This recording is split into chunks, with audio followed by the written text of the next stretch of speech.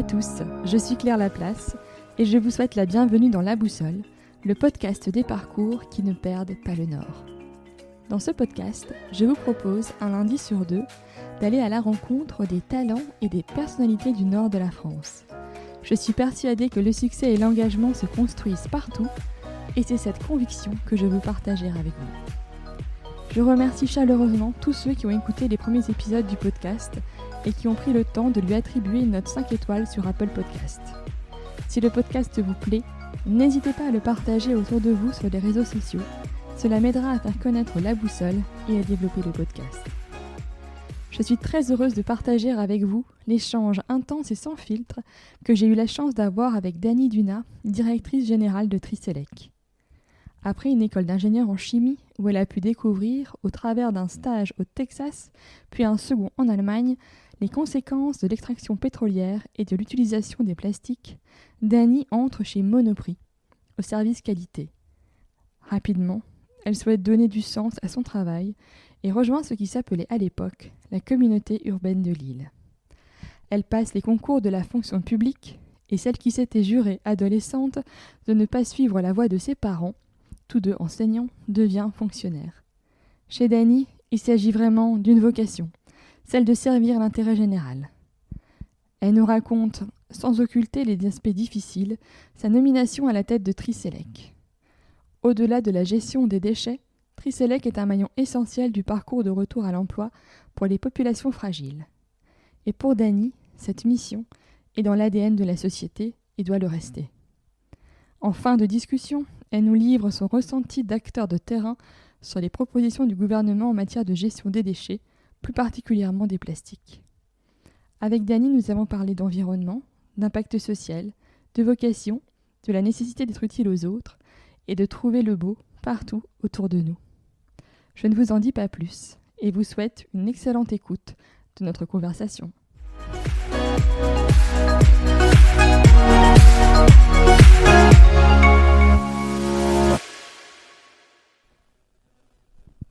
Bonjour Dany.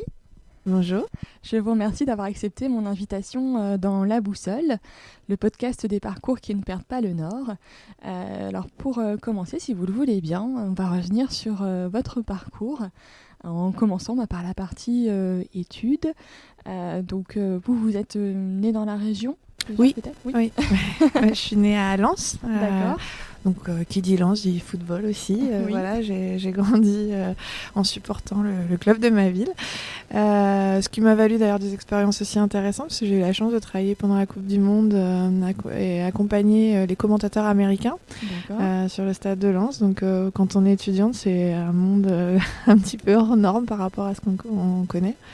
Au niveau de mon parcours et de mes études, je suis restée dans le Nord en fait. Enfin, finalement, je suis 100% nordiste puisque j'ai fait des études à l'école de chimie de Lille, donc l'ENSCL. Pourquoi la chimie ? Parce qu'il y avait une dimension de création de matière en fait qui m'intéressait. C'est bizarre, certains voient la mode ou des choses comme ça pour créer des choses, créer avec du textile. Et moi, c'était vraiment de se dire, avec la chimie, on peut créer des matières. C'est un exemple que j'aime beaucoup, mais ma maman travaillait dans un laboratoire et elle avait des modèles moléculaires en fait.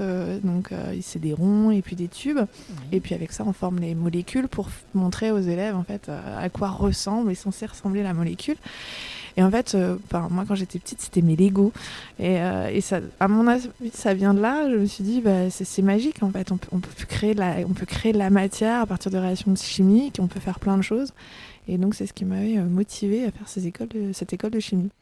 Et c'était une école directement après le bac ou il y avait une partie classe prépa avant d'y Il y avait une rentrer ? partie classe prépa, préparation et intégrée ou classique, donc avec un concours bac plus 2. Donc c'est pas la partie forcément la plus joyeuse. Donc moi je suis passée par la classe prépa intégrée. D'accord, ok, ouais, comme mon mari, il a fait HEI et parce qu'il le sentait pas trop en fait. Exactement, ouais. La pression des concours pour les écoles d'ingénieurs, je sais que ça lui faisait peur. Moi j'ai fait une prépa littéraire, donc Hippocagne-Cagne, mais donc du coup pas intégrée quoi. Ouais. Mais c'est vrai que ça permet quand même de d'éviter d'avoir trop de stress, en tout cas dans ces années où on sort juste du bac et où c'est que la classe prépa, c'est quand même assez intense. Ça pose des bases, mais le stress des concours, des fois, ça peut être bien aussi d'être en intégré, comme vous ou comme mon mari. Ah ouais, clairement, moi, l'idée de tout jouer sur une épreuve, en fait, ou plusieurs épreuves, mais en tout cas un temps très court, finalement, par rapport à ce qu'ont été les 2 années, c'est quelque chose qui me correspond pas du tout. Par exemple, le baccalauréat, déjà, j'ai pas bien vécu, en fait. Je suis beaucoup plus à l'aise sur un contrôle continu que ça met une pression, et cette pression, autant elle peut être dopante chez certains, autant elle peut être un petit peu paralysante chez d'autres. Et c'est rigolo de parler Cagne, Hippocagne. Moi, c'était vraiment soit l'école intégrée pour faire l'école de chimie, soit également je m'étais inscrite en Cagne, Hippocagne. Donc des choses qui sont différentes et puis finalement pas tant que ça. Je pense qu'il y a toujours quand même cette envie de création finalement, que ce soit par l'écriture ou que ce soit par la matière, et donc voilà. Et finalement j'étais prise à l'école de chimie, donc j'ai fait la chimie. Et quels souvenirs vous gardez de ces années à l'école de chimie? Vraiment de bonnes années. Alors c'était intense aussi, on sentait qu'il y avait quand même une pression aussi à l'école pour maintenir un bon niveau. Les écoles, c'est quand même aussi la cour centrale, il faut réussir à canaliser les meilleurs élèves, être les mieux placés pour récupérer ceux qui auront les meilleures notes au concours, parce que c'est un concours commun sur toutes les écoles de chimie en France. Donc forcément, ils veulent maintenir une pression, surtout sur les premières années. Mais par contre, on se fait énormément d'amis, il y a de la solidarité. Donc vraiment, une bonne époque, un bon souvenir.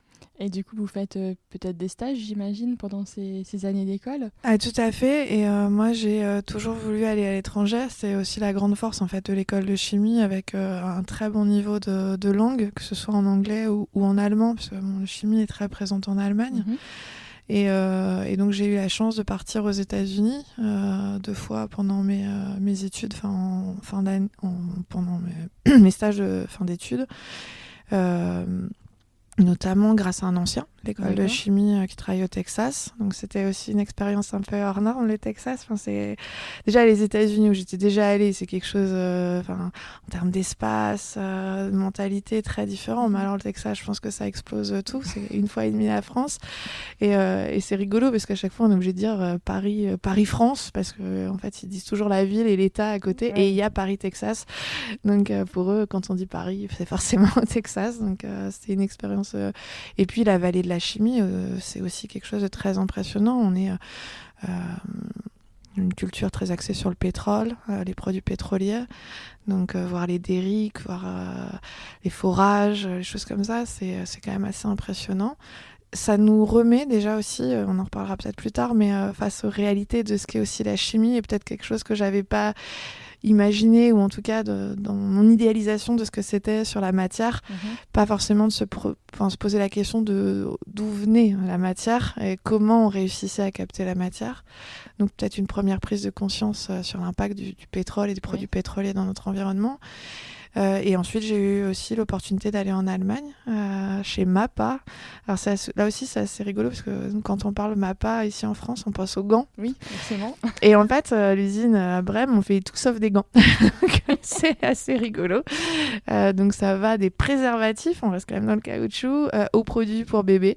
Donc là aussi, c'était une expérience très enrichissante, alors, à la fois linguistique, parce que l'allemand, c'est quand même une langue assez exigeante au niveau de la pratique et de la maîtrise. Et puis là encore, une culture très différente. Et autant ça avait été un premier choc en allant aux États-Unis, autant là, le contraste avec l'Allemagne est vraiment saisissant. Et voilà, il y a toujours aussi ce feedback avec le football finalement, puisque quand je suis partie en Allemagne, la France a gagné la Coupe d'Europe, et je me souviens j'étais dans le train pour retourner là-bas, parce que je revenais tous les week-ends avec le train de nuit. ça aussi, c'est une expérience incroyable. Tous les week-ends, j'avais pris un pass européen et il y avait énormément d'étudiants. C'était un train de nuit qui faisait Brême-Lille, Oui. Bruxelles, et moi, je changeais pour aller à Lille. Et j'ai rencontré plein de jeunes de plein de pays, de plein de cultures. Et en nuit, en fait, c'est là aussi, ça crée une ambiance. Différente, Ouais, ouais. c'est assez amusant. D'accord. Et du coup, à l'issue de l'école, j'ai vu que vous allez chez Monoprix. Vous commencez là-bas, c'est ça? Oui, je commence chez Monoprix. Alors, en sortant de l'école, ça a été un peu galère au début pour trouver du travail. Il y a eu AZF. Moi, je suis sortie de l'école Oui. justement l'année d'AZF. Le directeur d'AZF était un ancien de l'école de chimie aussi. D'accord. Et il y a une période un peu de sinistrose aussi par rapport à l'industrie chimique, de se poser un peu des questions sur son modèle. Moi, j'avais plutôt fait des stages et puis des spécialisations sur tout ce qui était plastique et polymère. Et au début, je trouvais pas de travail. Et puis, par le réseau des anciens, avec des opportunités dans d'autres sociétés, quelqu'un travaillait chez Casino. À l'époque, Monoprix, c'était 50% Casino, 50% Galeries Lafayette. Et là aussi, moi j'en parle parce que ça me fait toujours sourire, mais j'avais pas postulé en tant que telle chez Monoprix. Moi j'avais en tout cas envoyé mon CV à cette ancienne qui travaillait chez Casino. Et puis je me souviens, je me revois dans l'appartement. Téléphone sonne et bonjour, c'est Monoprix Boulogne, on vous appelle pour un poste. Et moi, dans ma tête, Monoprix Boulogne, c'est Boulogne-sur-Mer. Oui. Voilà.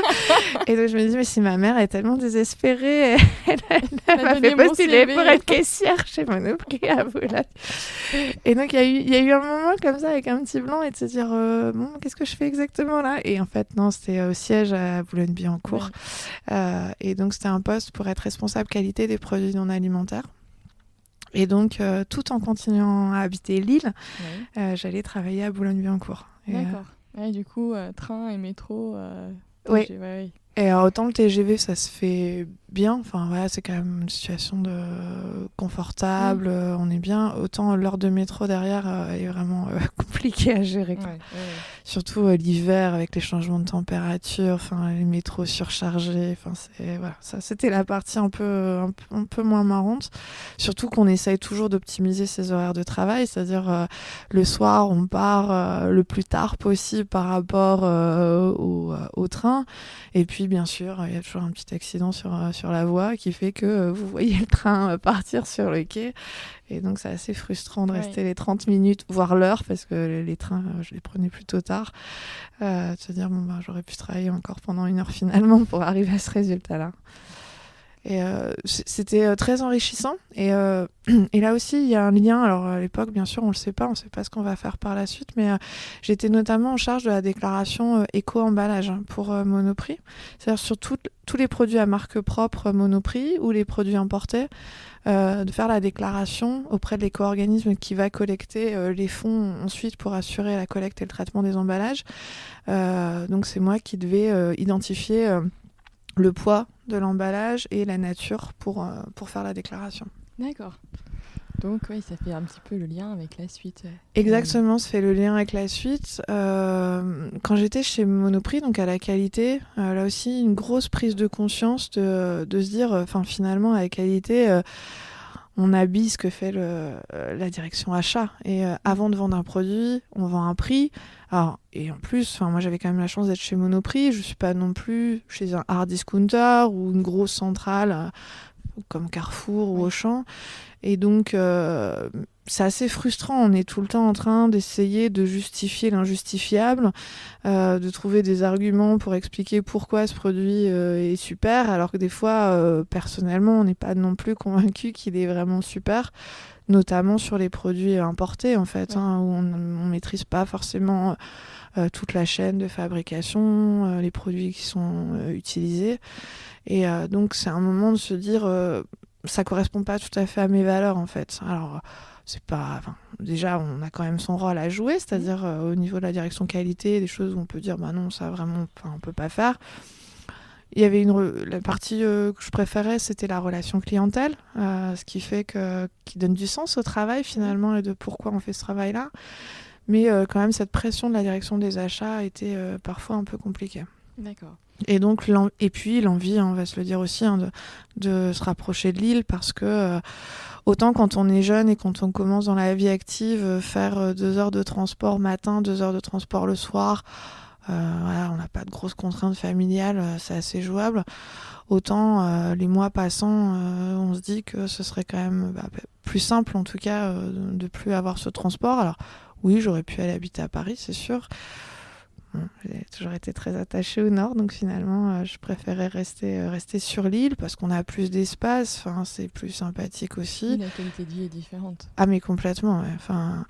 Et après, ça aussi, on n'imagine pas à quel point on se conforme à ce qu'on voit. C'est-à-dire, moi, je me revois quand j'étais dans le train tous les matins.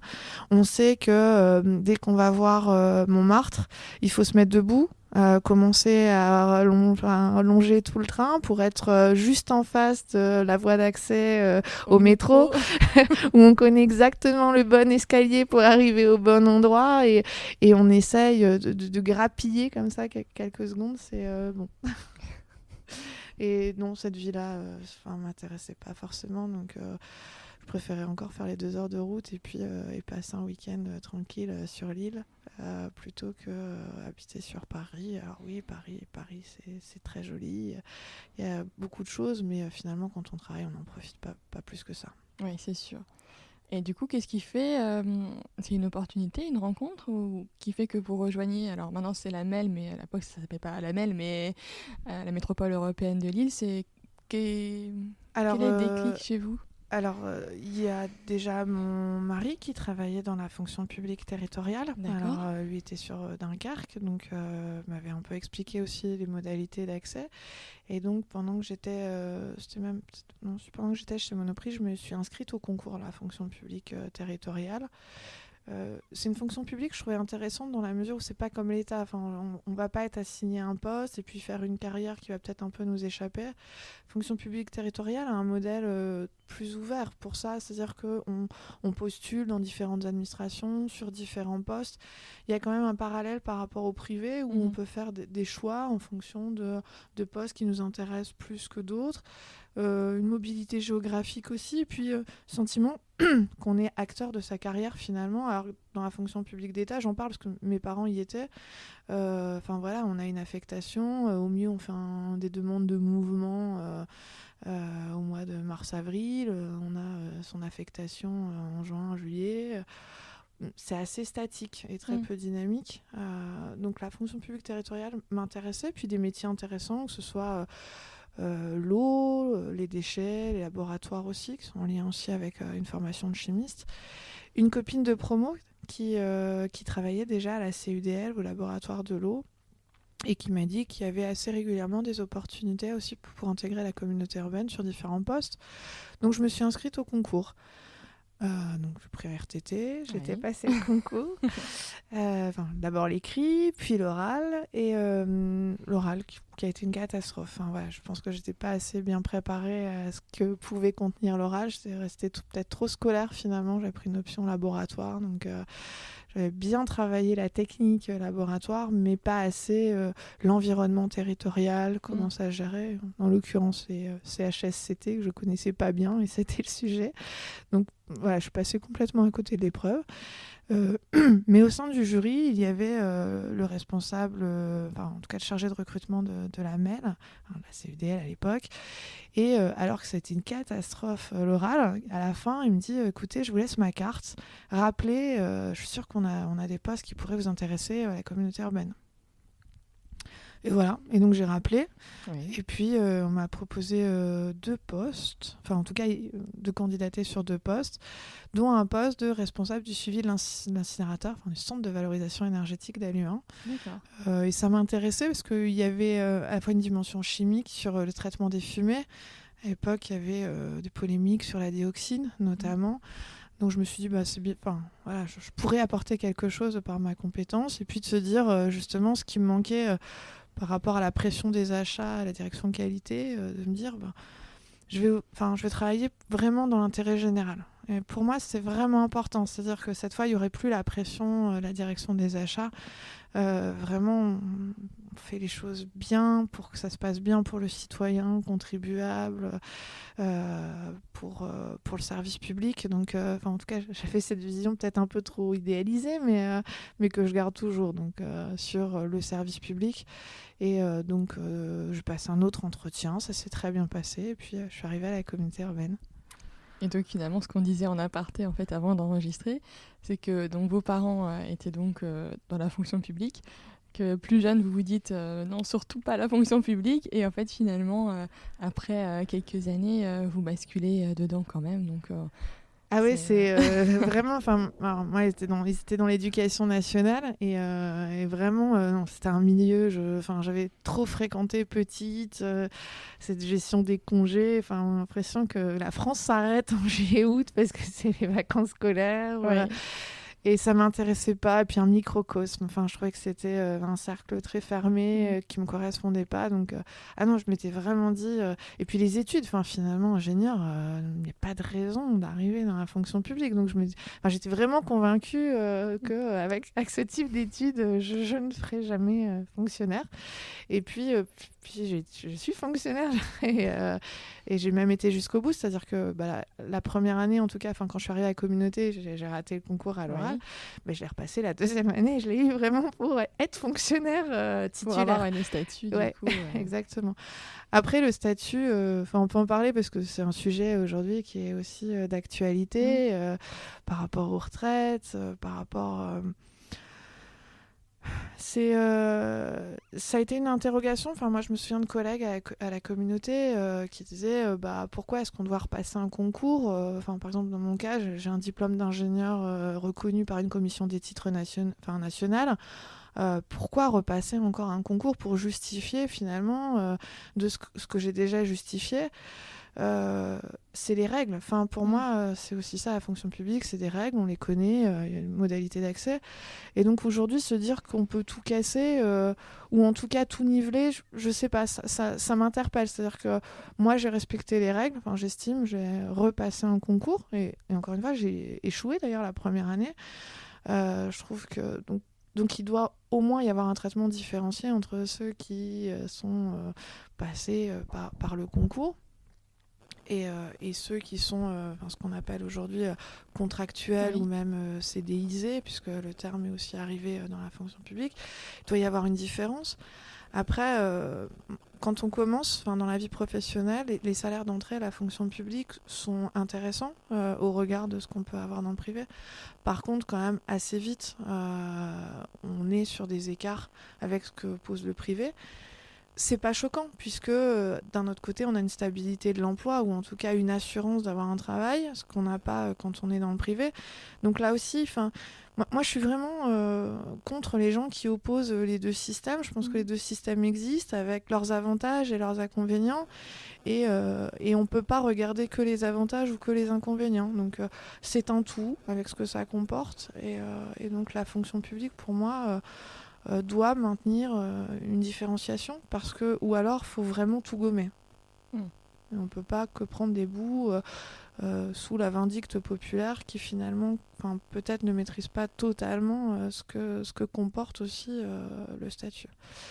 Et donc oui, je ne voulais absolument pas, et puis finalement j'y arrive, mais peut-être par ces premières expériences professionnelles, je vous dis à la fois la prise de conscience, peut-être par rapport... moi qui voulais faire du plastique, de dire finalement c'est issu du pétrole. Aujourd'hui, on a déjà dépassé le peak oil, et puis on en consomme, et puis un jour il n'y en aura plus, et comment ça va se passer finalement, dans des conditions qui ne sont pas forcément les meilleures non plus des fois. Moi j'ai déjà vu faire des choses pendant mes stages, j'en parlerai pas, mais... qui sont quand même un peu border. Et puis l'impact dans tous les cas, à la fois les conditions d'extraction, l'impact environnemental lié à cette extraction, que ce soit le pétrole classique ou même c'est encore pire avec les pétroles de schiste. c'est une exploitation d'une ressource souterraine qui a des conséquences fortes sur l'environnement de façon globale. Enfin, c'est... Oui, oui. Et puis, je vous dis, puis après, dans l'exploitation que l'on fait des produits pétroliers, où on remet des fois des choses dans le réseau d'eau, par exemple, ça interpelle aussi. Aujourd'hui, quand on nous dit il y a plein de plastique partout, des microplastiques, on est complètement pollué au niveau des eaux. Oui, voilà. Et donc, la première prise de conscience, pareil aussi avec expérience chez Monoprix, à un autre niveau, hein, puisque là je suis dans un bureau, ça c'est plus vraiment de l'exploitation, mais là aussi de se dire la pression économique du prix avant de parler du produit, se dit non, c'est pas ça que je veux, c'est trop éloigné de valeurs qui me sont chères. Et donc le service public, là aussi peut-être une version un peu idéalisée, mais en tout cas on fait pas ça pour le coup. Alors ça veut pas dire qu'on fait sans regarder combien ça a coûté aux contribuables, hein. C'est pas du tout ça le sens de mon propos. Bien sûr qu'on doit proposer le meilleur service, mais au meilleur prix, en tout cas au prix qui soit supportable par l'ensemble de la population. Mais on fait les choses vraiment différemment. D'accord. Et donc du coup, vous travaillez au niveau de la CUDL à l'époque, donc pour le centre de tri d'aliments. Et ça, vous le faites pendant combien de temps vous avez... Parce que c'est vrai que moi, pour avoir une maman qui est aussi dans la fonction publique territoriale, je sais que voilà, il y a des postes qui sont publiés, des possibilités d'évolution, des passerelles, etc. C'est un poste que vous gardez longtemps, ou alors du coup, vous allez vous évoluer un petit peu aussi au sein de la CUDL? Et au début, c'est pas le centre de tri, moi, c'est vraiment le centre de valorisation énergétique, l'incinérateur. Quand je commence, je suis en charge du suivi du CVE et donc je suis même basée à Lyon. D'accord. Ça aussi, c'est assez étrange parce qu'on intègre une énorme structure. Communauté urbaine, c'est déjà à l'époque plus de 2000 agents, mais c'est 2500.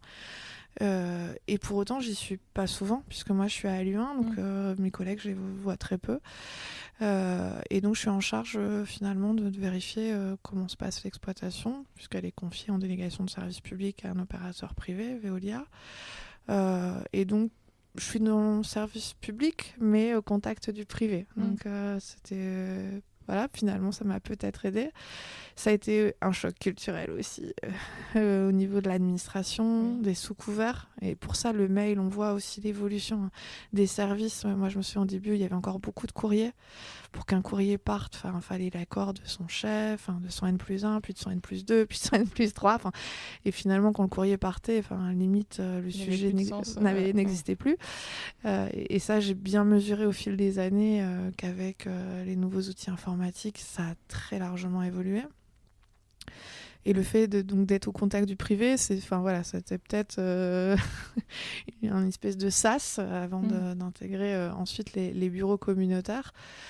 Bureaux communautaires que j'intègre parce que uniquement du chargé du CVE. Ensuite, je suis en charge du contrat éco-emballage et du centre de tri d'Aluin. D'accord. Puis la communauté urbaine de Lille ouvre un centre de valorisation organique, donc un centre de méthanisation, biocompostage sur Sequedin. Et donc là aussi, on me demande de suivre l'exploitation du CVO qui est confié à un opérateur privé. Et enfin, la communauté ouvre un nouveau centre de tri sur le port fluvial. Okay. Donc en fait, je reste dans la même direction, plus ou moins dans le même service, d'ailleurs le service d'exploitation, mais au fil des années, il y a d'autres équipements qui arrivent et qui donnent une vision plus large sur ce qu'est la politique déchets, pas forcément sur le prisme incinération, et une meilleure vision finalement de ce qu'est les modes de traitement, et en tout cas la pyramide des modes de traitement, avec d'abord favoriser le recyclage matière, puis ensuite la valorisation énergétique, et vraiment ne garder vers l'enfouissement que le déchet le plus ultime. D'accord. Donc voilà, pendant un peu moins de 10 ans, ça fait 9 ans, pas chaque année, mais quand même assez régulièrement, de nouvelles choses. Ce qui me correspond bien aussi. Je l'ai dit, ce qui me déplaisait beaucoup dans la fonction publique d'État, c'est le fait d'être finalement sur un poste et avec très peu d'évolution. Enfin, finalement, c'est statique, peut-être plus de responsabilité, mais l'enjeu restait le même. Alors que là, la fonction publique, on brasse vraiment plein de choses. Et l'exploitation aussi. Ça, c'est vraiment quelque chose qui m'intéresse parce que on ne sait jamais de quoi demain sera fait. On ne sait jamais de quoi la journée sera fait non plus. Il y a toujours des aléas. Ça maintient en vie. alerte. Ouais. Et donc moi, j'aime bien. Ça me plaît beaucoup. Et puis en plus, ce secteur, je trouve, de la valorisation des déchets, il est aussi de plus en plus mis en avant. Enfin, en tout cas, d'essayer de réfléchir à les matériaux qui soient le plus recyclables possible, d'essayer de moins d'emballage plastique, justement. Enfin, et je pense que les citoyens, de façon générale, sont de plus en plus impliqués aussi dans la gestion de leurs propres déchets. Alors, je ne sais pas si vous avez vu une évolution, parce que moi, je me rappelle, avant, il n'y avait même pas les poubelles de tri, même si à Lille, je trouve qu'elles sont assez sommaires, parce que finalement, on n'a que 2 sacs, quoi. Grosso modo, voilà, les grilles.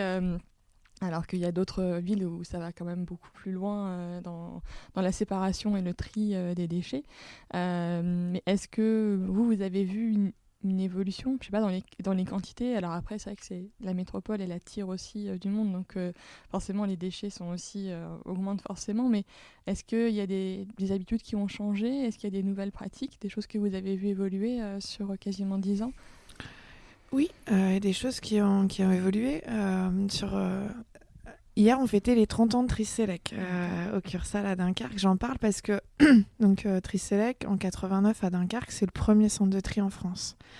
Et quand on se pose pour faire le bilan, on se dit mais il y a 30 ans, il n'y avait pas de collecte sélective. Enfin, ça nous semble tellement évident. Aujourd'hui, c'est tellement institutionnalisé.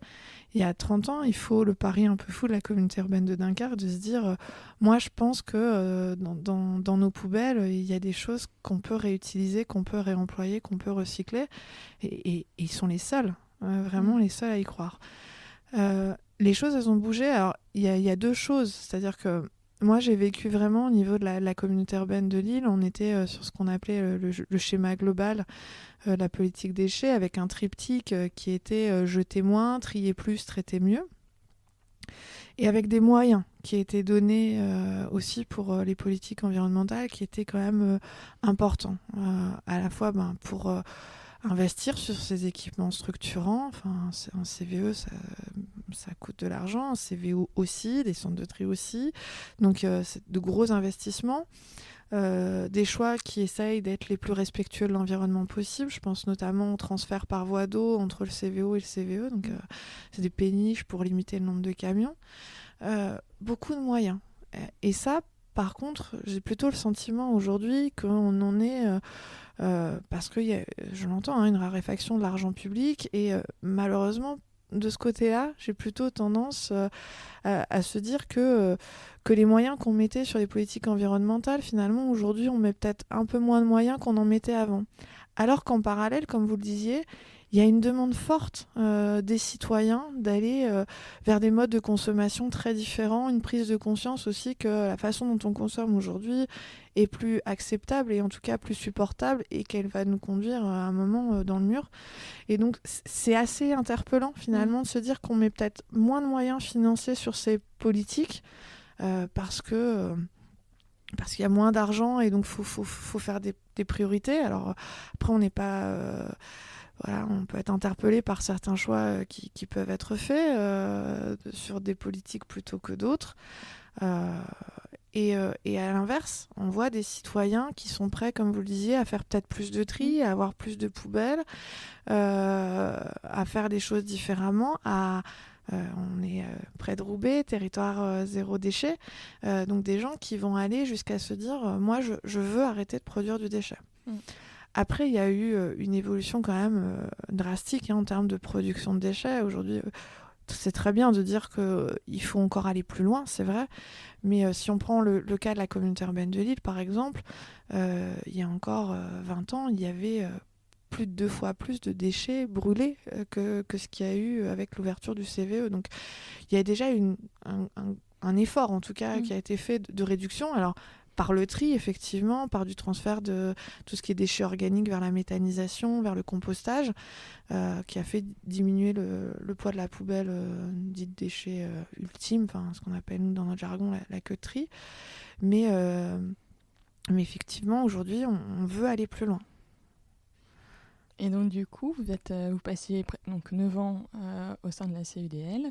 Et là, alors j'avais lu, je crois, qu'en fait, la personne qui dirigeait Tricelec décède un peu brutalement. Tout à fait, il y a eu une grosse polémique au niveau de Tricelec, donc qui à l'époque était une société d'économie mixte, oui. Donc Tricelec Lille d'ailleurs à cette époque, et la communauté était actionnaire majoritaire. Et l'ancien dirigeant, en tout cas une personne en interne de l'entreprise, fait des dénonciations sur des pratiques illégales du dirigeant. C'est une pratique illégale, c'est vrai, mais pour des montants qui sont quand même, somme toute, relativement modérés par rapport à ce qu'on a pu lire dans la presse. Et en plus, on était à cette époque-là, moi, la communauté, en pleine renégociation du contrat d'Alu1. Ça veut dire que Tricelec était mise en concurrence pour l'exploitation du centre de tri d'Alu1, et il y avait de la concurrence, notamment Cita, qui était en face. Et donc cette dénonciation, elle tombe au pire moment pour l'entreprise. Le contrat n'a pas été attribué. La communauté, légitimement, se pose la question de qu'est-ce que je fais de cet outil où je suis actionnaire et où il y a eu des pratiques illégales réalisées. Un déferlement médiatique. Pour l'ancien dirigeant, ça a aussi été humainement, en tout cas, très très dur. Il y a eu un emballement. Chaque jour, on rajoutait un peu de détails sur ce qui s'était passé et donc qui malheureusement va conduire à son suicide. Oui. Et donc, la communauté fait le choix de se dire je vais envoyer quelqu'un en interne au niveau de l'entreprise pour s'assurer que tout est rentré dans l'ordre, finir la négociation, voir qui sera l'attributaire, et puis après on recrutera une nouvelle direction. Donc j'arrive dans un contexte qui n'est pas forcément évident, et puis moi, la communauté, j'étais chef de service, j'encadrais modestement 7 personnes, et puis j'arrive ici, une entreprise avec plus de 300 salariés. Changement d'échelle. Ah oui, gros changement d'échelle. Et puis les salariés avaient beaucoup souffert de ce qui s'était passé aussi, parce que qui était au courant de ces agissements, qui a couvert, ces gens ont couvert, est-ce qu'ils se sont eux-mêmes servis, énormément de suspicions finalement entre tous les collaborateurs. Et puis le suicide du dirigeant, c'est quand même quelqu'un qui était à la tête de l'entreprise de nombreuses années, qui forcément avait une place au niveau de la société, et puis qui disparaît dans des conditions assez sombres. Donc il a fallu rassurer, rassurer que la communauté urbaine en tout cas apportait du soutien, et je pense que en fait de mettre quelqu'un en interne aussi était là pour apporter ce message, et puis de se dire il faut remporter le marché, et puis ensuite gérer au mieux l'entreprise avant une reprise par quelqu'un de plus expérimenté que moi. Encore une fois, moi modestement, moi je remercie Damien Castelin, qui à l'époque était premier vice-président à l'écologie urbaine, et puis qui m'a offert cette opportunité aussi de faire les choses autrement, même si je le redis, le contexte initial c'était un peu compliqué. En plus, vous arrivez, vous êtes une femme, oui. Vous êtes jeune, franchement c'était pas le scénario le plus facile. Non, en tout cas, c'était assez osé quand même comme choix. Donc du coup, vous passez en fait dans une position, on va dire, de ce qu'on appelle manager de transition un peu. Exactement. Comme on dit, pour accompagner le changement. Et qu'est-ce qui fait que vous restez ? Ce qui fait que je reste, c'est déjà la chance d'avoir à l'époque, parce que le président a également changé, et donc Jean-Pierre Brand qui prend la présidence, qui est maire de Bousbecque à l'époque, est vraiment quelqu'un de remarquable, et ça se passait très très bien entre nous, dans un climat de confiance. Il était très présent. À l'époque, on fonctionnait avec un président-directeur général, donc il était président-directeur général, et moi j'étais donc directrice. Donc et il était régulièrement présent. Il avait une expérience aussi dans le privé, puisqu'il était responsable de maintenance dans un groupe industriel pas très loin d'ici. Donc une connaissance aussi de fonctionnement, des organisations, qui m'a été très précieuse. Et donc un tandem qui fonctionne bien. Une confiance qui s'installe au niveau des salariés. Et donc à un moment, on se dit, est-ce qu'il faut à nouveau mettre du mouvement alors qu'on vient juste de calmer un peu les choses. Donc il me demande si ça m'intéresse de rester. Donc au début, moi je lui redis, oui, le poste est intéressant. En plus, moi je connaissais quand même l'équipe avant, de par mes fonctions à la communauté urbaine de Lille, et beaucoup de gens que j'appréciais déjà par ailleurs. Donc au niveau de l'équipe d'encadrement, les relations sont bonnes. Mais de se dire, est-ce que vous êtes sûr ? Parce que pour l'entreprise, il y a peut-être quelqu'un de plus expérimenté qui pourra vous apporter d'autres résultats. Et c'est de se dire, non, pour l'instant, ce qu'il faut surtout, c'est continuer ce climat de confiance pour pouvoir avancer. On verra par la suite éventuellement. Donc je reste. Voilà. Ça a été aussi compliqué. J'en parle parce que là aussi, si on fait un peu de recherche sur Internet. Donc moi, je suis toujours d'ailleurs fonctionnaire. J'ai travaillé à la communauté urbaine et j'étais en charge du suivi du contrat de Tricelec. Et donc les règles n'autorisent pas ensuite de passer dans le privé, c'est délit de pantouflage. Donc à minima, on doit passer devant ce qu'on appelle une commission de déontologie qui doit dire si effectivement vous pouvez exercer ce poste ou pas. Donc l'entretien, c'était en fin d'année, je passe devant la commission de déontologie. Donc là, vous avez un espèce de jury qui est devant vous, avec des gens qui siègent au Conseil d'État. Vous êtes au ministère, dans la salle Esprit des lois. Et vous avez aussi... C'est quand même assez impressionnant, j'imagine. C'est très, très impressionnant. Et puis, vous avez le sentiment de vous faire juger pour quelque chose que... je vais pas dire je l'ai subi, j'ai quand même eu mon mot à dire, mais ça s'est fait tellement vite et dans la précipitation. 15 jours avant, jamais j'aurais pensé arriver chez Tricelec non plus. C'est pas quelque chose, c'était pas une ambition en moi, c'est pas quelque chose que j'ai demandé. Ça s'est fait très très vite, sans trop y réfléchir d'ailleurs. Et puis là, on se demande, oui, mais vous ne vous rendez pas compte, madame, vous avez contribué à attribuer un contrat, vous ne pouvez pas être jugée partie. Les propos sont relativement durs à entendre sur une situation qu'on n'a pas vécue de cette façon-là. Vraiment pas du tout. Donc l'avis de la commission de déontologie tombe et il est négatif. Et donc là, grosse incertitude sur que vais-je devenir, puisque dans le laps de temps... la communauté urbaine a embauché un autre chef de service pour faire les missions que j'exerçais. Donc mon poste n'existe plus. Je vais donc pas pouvoir rester chez Tricelec. Et donc c'est de me dire, et ça aussi c'est une date qu'on n'oublie pas parce que c'était censé être la fin du monde chez les Mayas ce jour-là. Oui. Donc voilà, on a cette période-là. Et là on se dit, heureusement, demain ce soir c'est la fin du monde. C'est pas grave, il n'y a pas de questions à se poser. Tout va bien se passer. Mais personnellement, ça a été une période... très très dur, vraiment très très dur. Alors la communauté se voulait confiant en disant on trouvera un poste, c'est pas grave.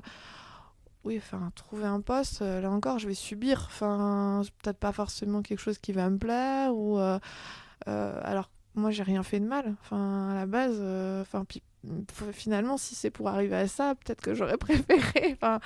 Oui, j'ai pris un risque, donc voilà, mais sauf que c'était pas présenté comme un risque à la base. Moi, j'étais censée pouvoir retrouver mon poste aussi. Donc, c'est une situation très compliquée. Et donc, la communauté, quand même, fait le choix, parce que dans l'avis de la commission, il est dit qu'effectivement, il y a eu un état d'urgence à gérer. Et comme la MEL, la CUDL, Lille Métropole, d'ailleurs, à l'époque, était actionnaire majoritaire, ils ont quand même entendu le fait que pour gérer la situation... personne d'autre que la communauté urbaine pouvait en tout cas mettre quelqu'un pour gérer la situation. Donc, entre guillemets, ils acceptent la transition. D'accord.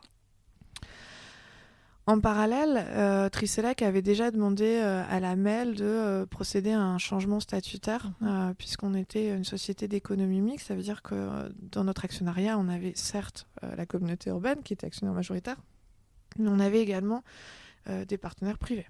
D'accord. Et on était mis en concurrence, comme ça a été le cas en 2012.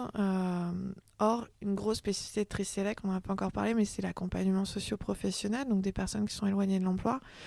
Et quelque part, dans les appels d'offres où ce critère-là n'était pas mis en avant, ça crée un biais de concurrence par rapport à d'autres entreprises du secteur où l'insertion n'est pas pratiquée de la même façon. Et donc, ça sécurisait quelque part la structure de pouvoir passer en société publique locale. Donc là, on devient uniquement avec de l'actionnariat public et on n'a plus l'obligation d'être mis en concurrence. On peut négocier de gré à gré dans une relation qui s'appelle in-house. Donc la communauté urbaine enclenche un processus de transformation juridique pour Triselec, mais elle l'avait déjà fait pour d'autres SEM, notamment Euralil, oui, j'allais dire. Euratechnologie aussi, je pense. Donc qui étaient Elles sont toutes passées au statut SPL. Oui.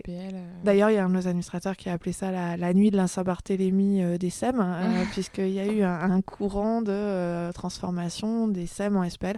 SPL qui n'existait pas à l'époque de la création, donc qui était une nouvelle forme juridique qui date de 2012-2013. Et donc un certain nombre sont passés de SEM à SPL. Donc dans le cas de Triselec, c'était un rapprochement de la SEM historique, celle de Dunkerque, qui s'appelait Triselec. Donc les deux SEM ont fusionné par absorption.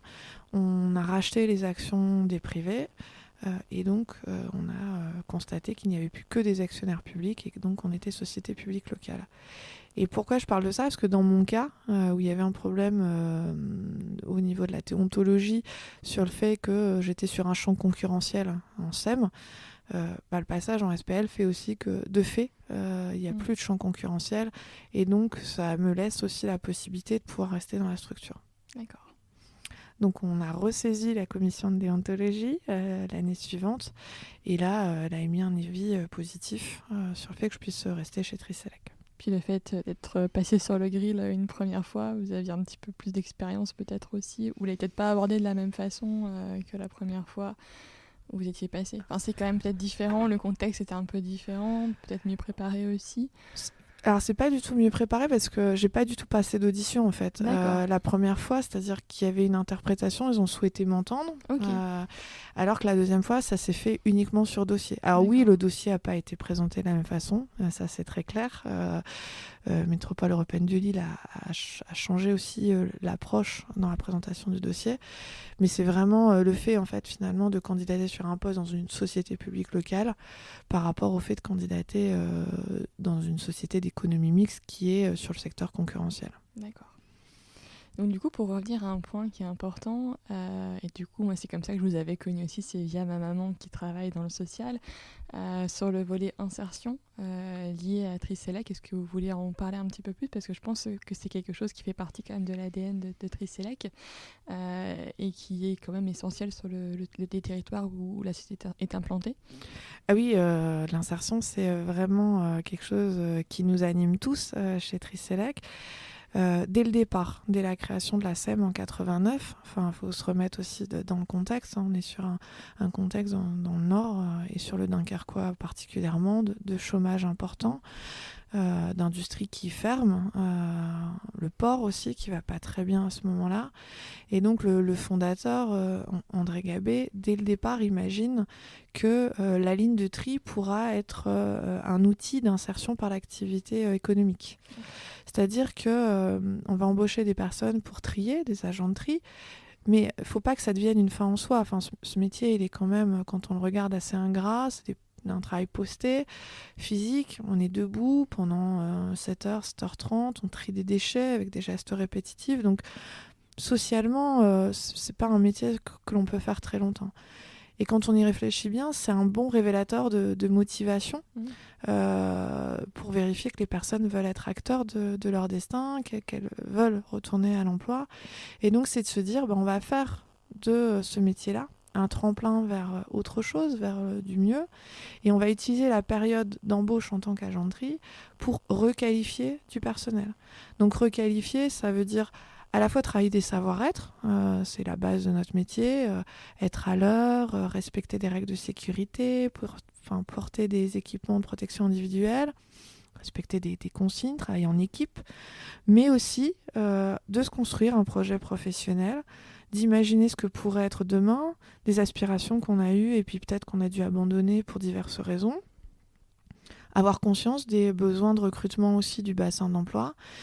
et donc de financer pour nous, Triselec, des formations qualifiantes, certifiantes, apprenantes, pour de nouveaux métiers. Donc les gens qui rentrent chez nous, jamais seront embauchés définitivement en tant qu'agent de tri. En fait, c'est un sas, c'est un tremplin, et on va utiliser ce temps-là pour pouvoir les former.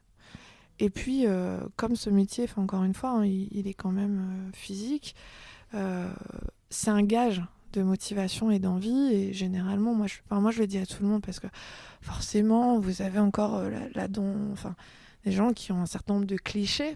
Récemment, dans la société encore, on a entendu des propos. Alors, je sais pas si c'est la fameuse fenêtre d'Overton où il faut sortir des choses tellement grosses pour ensuite faire accepter des idées qui, sur le papier, sont déjà pas terribles, mais qui sont moins grosses que d'autres. Et, personne au SMIC qui divorce, finalement, avec qu'à choisir un peu mieux son destin. Les gens qui trient chez nous pendant 6 mois, 12 mois, on peut pas dire qu'il n'y a pas envie de travailler. C'est pas vrai. Et la vie est compliquée. Alors, est-ce que l'État en est responsable ou pas? C'est un autre débat. Mais la vie est difficile et on peut tous avoir un accident de parcours. On peut tous avoir une période d'hospitalisation très longue où l'employeur, finalement, il prend des dispositions et puis on se retrouve sans emploi. Avoir pas eu la possibilité de faire des études, avoir eu des accidents dans sa jeunesse, dans son adolescence. Et moi, je pense à une dame qui était chez nous un certain nombre de mois. Son mari est décédé, elle s'est retrouvée veuve, elle n'avait jamais travaillé, avec des moyens plus que limités, des enfants à charge. Elle est venue chez nous. Voilà, est-ce qu'elle l'a vraiment choisi, cette vie-là? La vie est ainsi faite qu'on ne maîtrise pas tout non plus. Et donc... les gens qui restent chez nous ont envie, et ça se passe généralement très très bien chez les employeurs en sortie, parce que, encore une fois, les gens ont vraiment envie de retourner, d'avoir un emploi, de retourner dans une vie où tous les soirs ils ne seront pas déjà à se demander où ils vont dormir le soir, parce qu'on a aussi une partie de notre population qui est dans cette configuration-là. Et là, on voit qu'il est nécessaire de s'inscrire sur un parcours de moyenne durée. Parce qu'au début, quand on est tout en bas de la pyramide de Maslow et c'est comment je vais manger, comment je vais dormir, aller se dire quel est mon projet professionnel, comment je me vois dans 5 ans... C'est pas la priorité. Non, on pense juste à demain.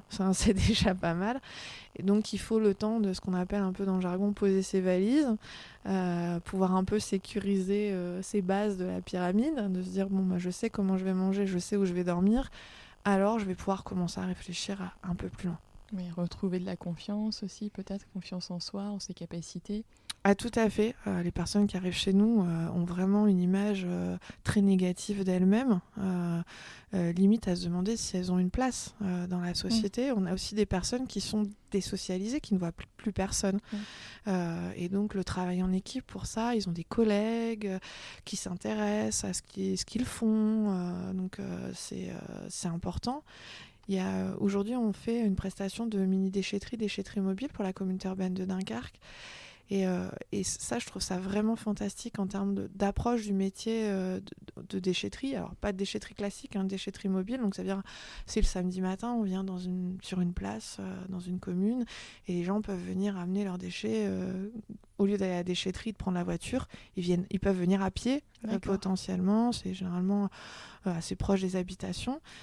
Il y en a qui viennent avec des brouettes, par exemple, ramener leurs encombrants. Et nous, c'est des personnes en insertion qui font la mission de sensibilisation d'accueil des usagers qui viennent déposer leurs encombrants. C'est incroyable le pouvoir que ça peut avoir sur des personnes en insertion, la fraîcheur dans la relation aussi.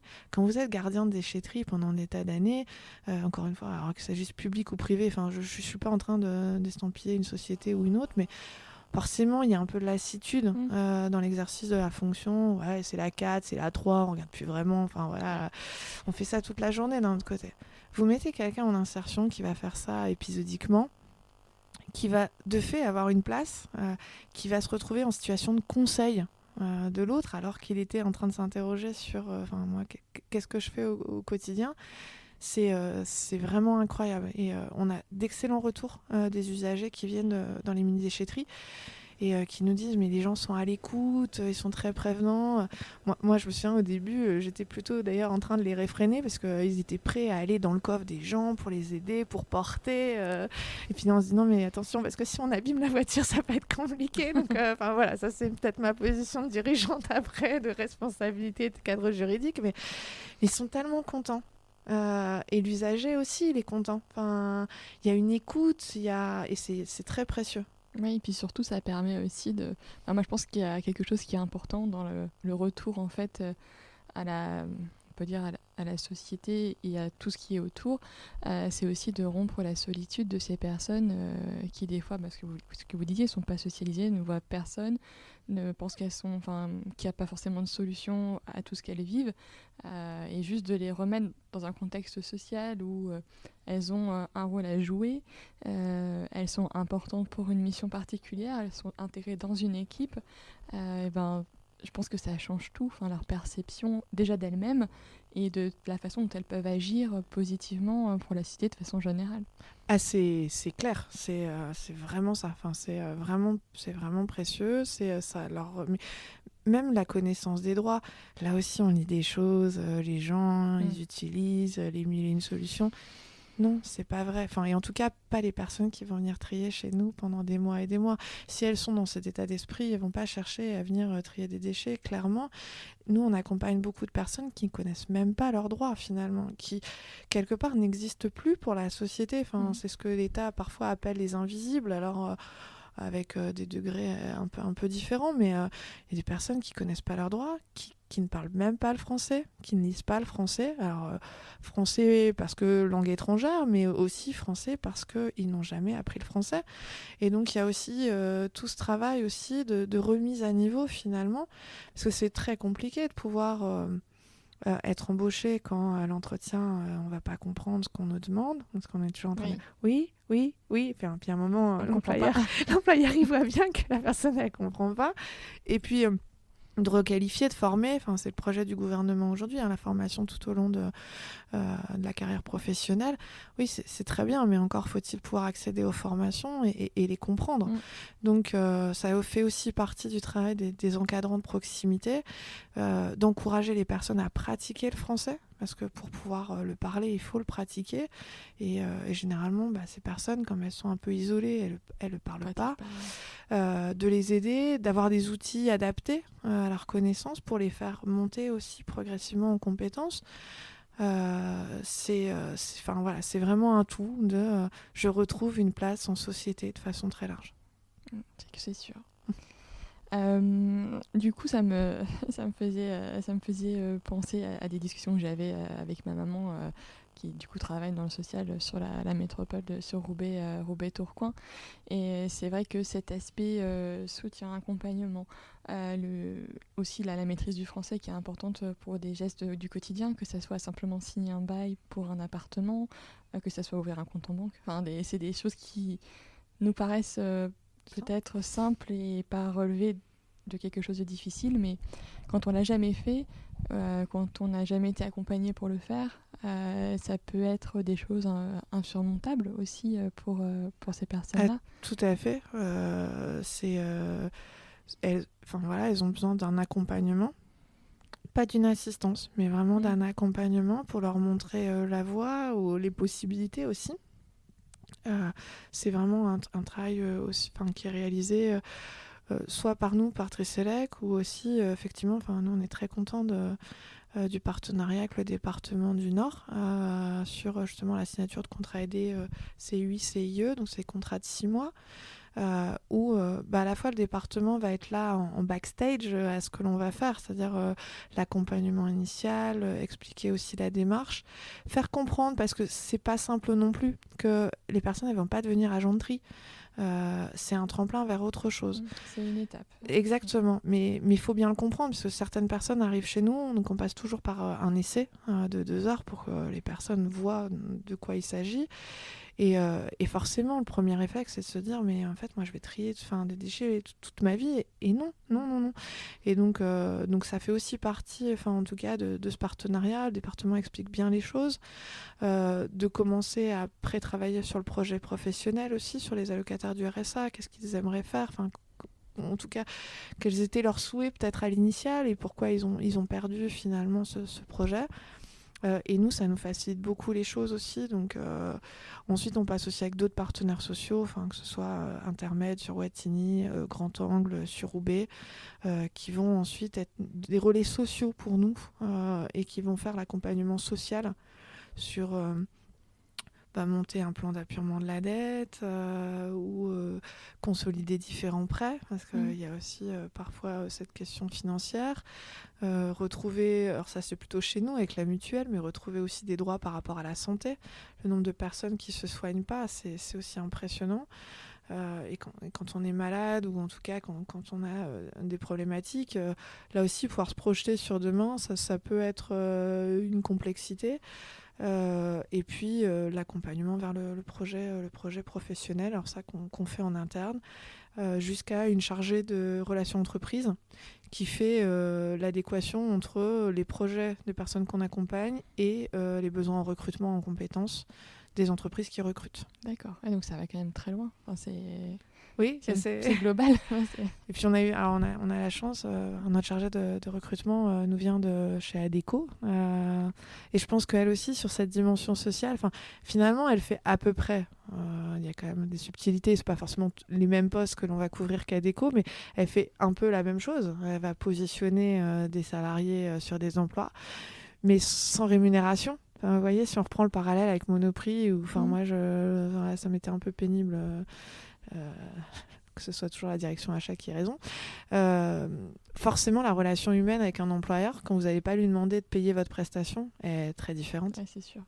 Elle est vraiment très, très différente. Et donc, là aussi, humainement, on est tous, autant qu'on soit chez Tricelec, vraiment fiers de cet accompagnement social.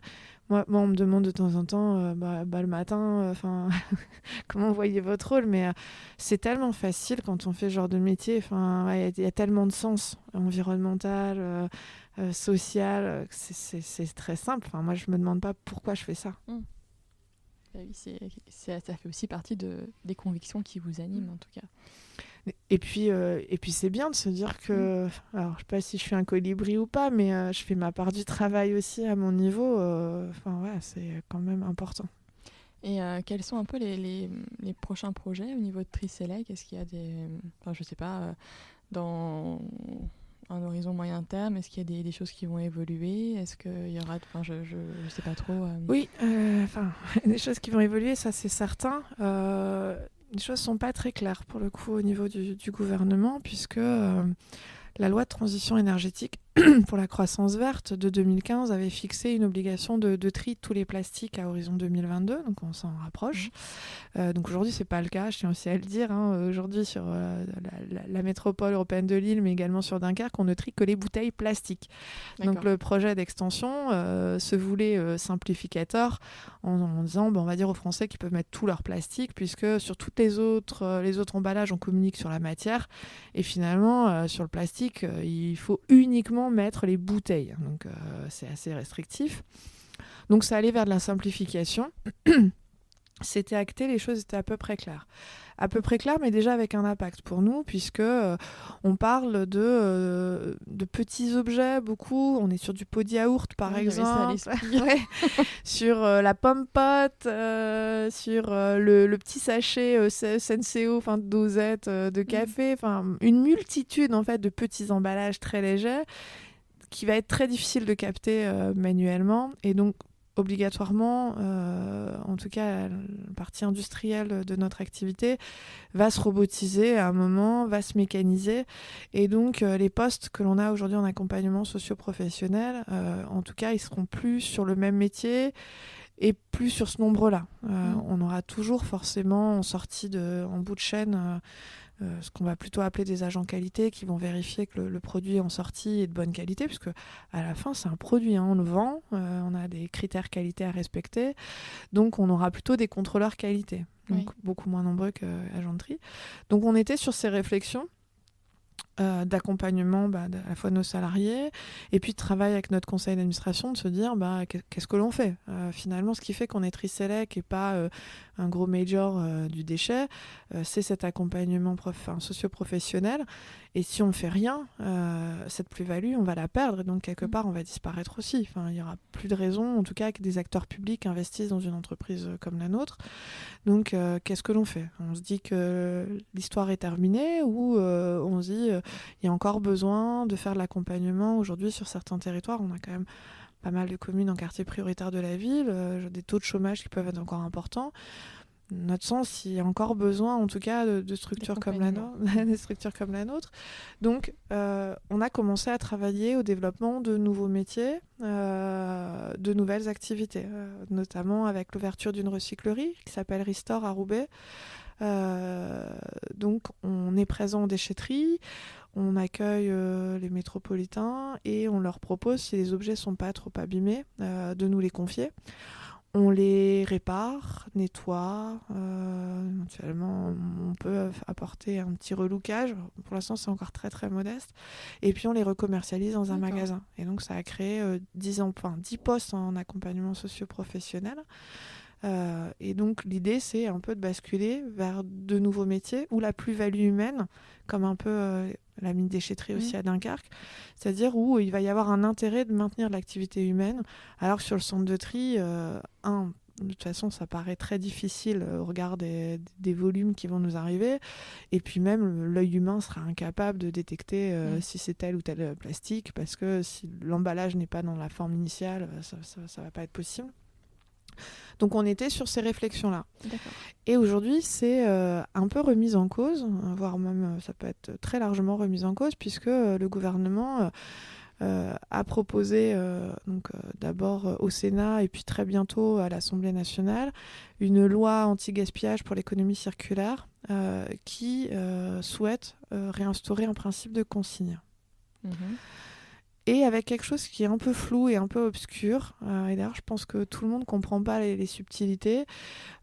Autant ils proposent une consigne du matériau vert que nos parents ont connu, même nous, jeunes. Moi, je me souviens, dans les lotissements, il y avait une benne à verre et puis ça finançait des projets ça et là. Donc, il y a à la fois une consigne pour le verre et une consigne pour le plastique, pour les bouteilles plastiques cette fois. Et vous voyez, c'est un peu étrange parce qu'en 2015, on dit on va dire aux Français qu'ils peuvent mettre tout leur plastique. Et puis là, on est en train de nous dire finalement, la subtilité qui existait dans la collecte sélective, on va la réintroduire via la consigne. Et en plus, pour eux, ça va être même pas toutes les bouteilles plastiques. Ce qu'ils veulent, c'est uniquement les bouteilles transparentes, les bouteilles de boisson. D'accord. Donc finalement, nous, on va dire aux usagers du service, bon alors, maintenant, vous pouvez mettre tout votre plastique, sauf ce que vous mettiez avant. Donc de quelque chose qui se voulait simple, on arrive à quelque chose de très très compliqué. Et bien évidemment, ce qui se cache derrière, c'est des enjeux économiques, notamment les grands emballeurs de boissons, Danone, Nestlé, Coca, qui ont des obligations aujourd'hui de réintroduire de la matière recyclée et qui veulent capter le gisement sans que ça leur coûte trop cher. Et donc pour ce faire, on met en place une consigne, comme ça le gisement va leur appartenir et va rester leur propriété. Et donc ils n'auront pas à acheter la résine recyclée. Sauf que pour un centre de tri, le prix de vente du plastique est un prix intéressant. Donc forcément pour les collectivités, c'était dans la balance du coût de la prestation de tri. Donc demain, le coût de tri va augmenter. Donc, est-ce que c'est souhaitable pour le citoyen là aussi, aujourd'hui, on parle beaucoup de tarification incitative, qui est une espèce de récompense financière au bon geste du tri. Là, on va se retrouver à devoir augmenter les coûts. Donc, ça va être compliqué de défendre le tri. Et puis, avec une complexité du message qui va être complètement délirante, sachant qu'aujourd'hui, dans ce qu'on peut lire ça et là dans les différents rapports sur la consigne, ce que les grands distributeurs de boissons espèrent, c'est que toutes les bouteilles ne reviennent pas. Donc vous voyez, le point de vue environnemental de la consigne, on en est quand même assez loin. L'idée derrière, pour eux, c'est de se dire que sur les 15 centimes, parce que a priori c'est le prix consensuel sur le montant qui va être consigné à l'acte d'achat des bouteilles, ce qu'espèrent surtout les emballeurs, c'est de se dire tout ne va pas être amené. Et donc les sous qui ne seront pas rendus, ils les gardent. Oui.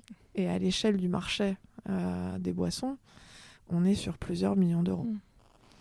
Donc, et pour autant, on le disait, il y a une appétence de la population aux questions environnementales, écologiques, et quand on parle consigne, tout le monde a encore cette vision du livreur de lait qui vient déposer les bouteilles. C'est un petit côté vintage, sympathique, rétro. On les lave et puis on les réutilise. Oui, pour le verre, c'est le cas. C'est ce qui est prévu, mais pas pour le plastique. Et donc, au lieu d'essayer d'éduquer le citoyen, le contribuable, le consommateur sur tous ces enjeux et ce qu'il y a derrière, moi j'ai le sentiment qu'on n'essaye pas de les faire progresser. On joue sur le flou, on joue sur des concepts et on leur dit pas totalement la vérité. Donc moi je me retrouve des fois, c'est moi qui lis la boîte contact@triselec.com sur le site internet. Des fois on a des questions d'internautes où ouais mais vous êtes contre la consigne. Alors, je suis contre la consigne du plastique et puis alors je suis contre en tout cas la façon dont c'est fait et proposé aujourd'hui. Moi je me dis si le gouvernement veut vraiment gérer la question du plastique, parce qu'en plus c'est l'argument qui est utilisé pour mettre la consigne des bouteilles en place, qu'on l'interdise alors, qu'on soit courageux et qu'on assume totalement. Moi je dis toujours mais le sac de caisse on a su le supprimer. Oui, pourquoi on ferait pas pareil sur les bouteilles? Pourquoi est-ce qu'on ferait pas pareil sur le reste? C'est clair. Moi je me rappelle en Allemagne notamment. Il y avait énormément de bouteilles en verre pour plein de choses, quoi. Enfin, c'était pour eux, et puis ils les ramenaient directement au magasin. Enfin, voilà. C'était assez fluide, en tout cas. C'est assez fluide, et puis il y a encore peu de temps, les bouteilles étaient en verre. Après, elles sont passées en plastique parce que logistiquement, ça coûtait moins cher. Mais aujourd'hui, on voit de plus en plus, c'est le plastique. Enfin, Coca, on peut certainement pas dire aujourd'hui qu'il soit dans une démarche de réduction de sa consommation de bouteilles plastiques. Regardez les contenants des bouteilles de Coca. Il y a encore un an et demi, c'était du 1,5 litre. Maintenant, on est sur du 1,25 litre. On utilise plus de plastique. Ouais, c'est sûr. Et on fait consommer plus. C'est ça qui se cache derrière. Et donc, c'est ça que j'aime pas, en fait. C'est un peu un mélange des genres. C'est assez hypocrite, au final. Ouais, et alors Brune Poisson, la dernière fois, a eu des propos très durs envers les opérateurs d'exploitation de centres de tri, en disant que c'était un lobby très important, du manque à gagner. Sauf qu'aujourd'hui, collecte sélective, elle existe. Avec tous les nouveaux emballages qu'on va devoir gérer, elle continuera à exister. Donc, on va démultiplier les flux, les camions finalement. On va inviter les personnes à retourner dans des hyper et des supermarchés, parce que où vont être les endroits de déconsignation? Ça va être des machines qu'on va mettre préférentiellement sur les hyper, parce qu'ils ont de la place, simplement, sur leur parking. Donc forcément, ça fait aussi le jeu de la distribution. Alors que si on écoute vraiment les aspirations du citoyen et des élus, c'est du commerce de proximité, c'est du vrac, on est très loin du modèle de la grande distribution. Donc on mélange un peu et puis finalement, on utilise. Et c'est ça qui est moche finalement, l'envie des personnes d'aller vers quelque chose de plus vertueux pour des intérêts privés et en jetant l'opprobre sur une filière qui a été mise en place il y a 30 ans et qui a montré sa pertinence aujourd'hui et qui permet d'avoir un modèle financier qui est viable. Exactement, et puis sans qu'il y ait un coût sur le contribuable qui soit énorme. Et avec des leviers aujourd'hui pour être vraiment acteur. Si on prend Roubaix par exemple... les personnes qui sont inscrites dans un programme territoire, sur des opérations zéro déchet, il y a des économies qui sont faites à acheter en vrac, à acheter différemment, à consommer différemment, à faire sa lessive soi-même. La moyenne est à peu près à 150 € par mois d'économie. Donc, c'est significatif. C'est très significatif, surtout pour les populations dont on a parlé aussi. Donc, c'est un excellent levier. Moi, je crois aussi beaucoup... Pas tant à la tarification incitative, parce que tout système réussit à être dévié. Nous, on le voit bien avec les communes transfrontalières, le nombre de déchets, de dépôts sauvages qui sont réalisés pour que les gens n'aient pas à payer, donc ils vont le jeter ailleurs. voilà, le système, on va devoir mettre finalement après des cadenas sur les bacs poubelles pour être sûr que le voisin vienne pas en mettre. Enfin, ouais, c'est quand même... moi, je trouve un modèle un peu compliqué. On peut faire quelque chose de tout à fait positif, c'est-à-dire d'encouragement, d'adhésion de la population à un programme de réduction de déchets. Si on va en déchetterie, si on va dans un magasin, une recyclerie, si on consomme en vrac, on cumule des points. Avec les points, on a une réduction. Et ça, en plus, c'est social, parce que la tarification incitative pose aussi ce débat. Alors, c'est toujours le gros cliché qu'on utilise, mais entre... une dame qui a beaucoup de moyens, seule dans un manoir, qui va produire pas beaucoup de déchets, donc qui va pas payer cher, et une famille un peu nombreuse dans un HLM où on va pas pouvoir tellement savoir qui jette quoi. Où est l'impact social de cet impôt-là? Ça va être compliqué. Ouais. Et ben, si on le prend de façon positive et plutôt de je m'inscris dans un programme de réduction de déchets, on peut réussir à faire volontaire. Exactement, ça change complètement. C'est plus simple à mettre en œuvre. On évite des problèmes déviants. On évite de savoir qui a jeté combien parce que c'est aussi très très compliqué, notamment dans les collectifs. Il y a tellement de choses à faire, et d'innovations encore à trouver dans les déchets. Donc des perspectives, il y en a pour qui veut en avoir en tout cas. Alors là, je vois que le temps passe, oui. Dani, et je ne vais pas vous retenir plus longtemps. Je vais vous poser les quelques questions de fin du podcast. Alors, vous disiez que vos journées, vous ne saviez jamais trop ce qui allait se passer, etc. Mais est-ce que vous avez des moments dans votre journée à vous, je ne sais pas, le petit déjeuner le matin, le soir, enfin voilà, est-ce qu'il y a des moments clés dans votre journée qui sont essentiels pour vous ?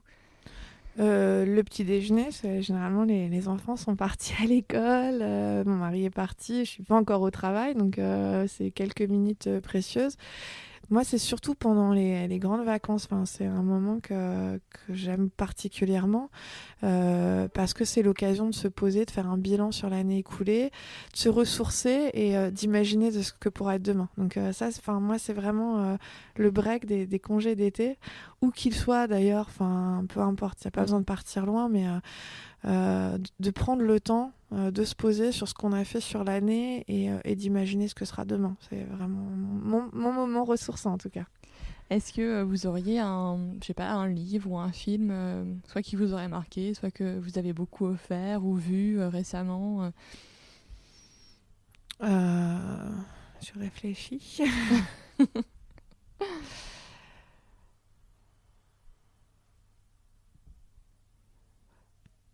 Moi, le film qui m'a le plus marqué, c'est La vie est belle. Parce que c'est des atrocités qui sont derrière. Et de réussir de prendre ça toujours avec le sourire, l'enchantement et l'optimisme. C'est un parallèle que je fais souvent en fait, avec ce qu'on fait dans notre activité. On est dans le déchet. Et ce qu'on doit faire, c'est tout sauf germinal. Oui. Du moche, du laid, il y en a plein partout, et donc ce qu'on veut, c'est du beau, c'est du joyeux, c'est du positif, et c'est en tout cas nous le message qu'on veut faire passer sur notre activité, et je trouve que c'est ce qu'il a fait de façon très magistrale sur ce film, c'est de réussir à être toujours très optimiste sur ce que sera la vie. Et ce podcast s'appelle La Boussole. Et du coup, à qui ou à quoi vous voudriez montrer le Nord? Donc montrer le Nord, c'est montrer le chemin, la direction. J'aimerais montrer le chemin à personne qui pense que quand on est au SMIC, faut réfléchir avant de divorcer, parce que si on a une vie de merde, c'est qu'on l'a cherchée quelque part. Et est-ce que vous auriez une recommandation d'un invité pour un prochain épisode? Quelqu'un que vous me conseilleriez de rencontrer? Je en ai parlé un petit peu avant le début du podcast. Moi, je trouve que le travail que fait Hubert Mott dans La vie est belle est vraiment intéressant. On parlait justement de ce monde un peu enchanté. Je trouve que sa communication, ce qu'il fabrique, donc que ce soit des ceintures, des objets à partir de pneus, de vélos, ou là maintenant avec son caleçon 2.0 d'anciens draps, c'est très chouette, c'est très créatif. En plus, il fait travailler des personnes soit en situation de handicap, soit en insertion. Donc c'est peut-être un peu connecté avec mon activité, mais en tout cas, c'est vraiment quelqu'un de très très chouette et qui peut montrer le Nord à plein de personnes. Merci beaucoup, Dani. Merci à vous. Bonne journée. Merci.